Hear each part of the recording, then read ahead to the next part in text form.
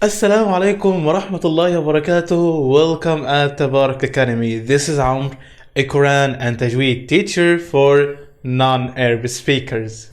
Inshallah, in this video, we are gonna talk about how can we solve the problem of pronouncing the letters of clarity. If you wanna know, let's start. Okay, I won't tell you also that we have the easiest answer for this question.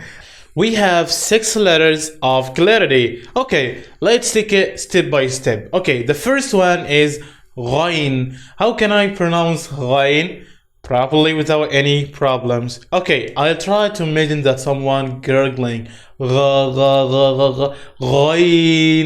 Yeah, with practice, it will be easy for you, inshallah. Okay, the second letter is kha. Okay, you can imagine that someone is snoring. Yeah, kha, kha, kha. You will do it properly, inshallah. Okay, the third letter is ha. Okay, you can imagine that you have ate something. Ha, you will say ha, ha, ha, ha.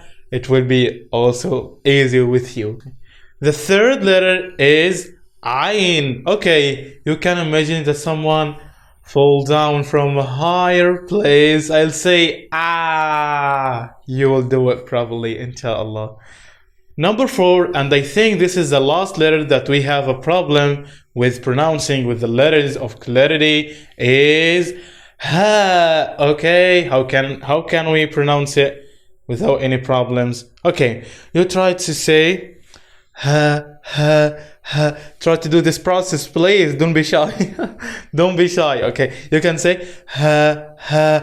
You will see the class be blur. Yeah, with practicing more and more this problem, you will solve this problem, inshallah. I think that's all. Alhamdulillah, in this video we covered how can we solve the problem of pronouncing the letters of clarity. So I can see you inshallah in the next video. Wassalamu alaikum wa rahmatullahi wa barakatuh. Salam.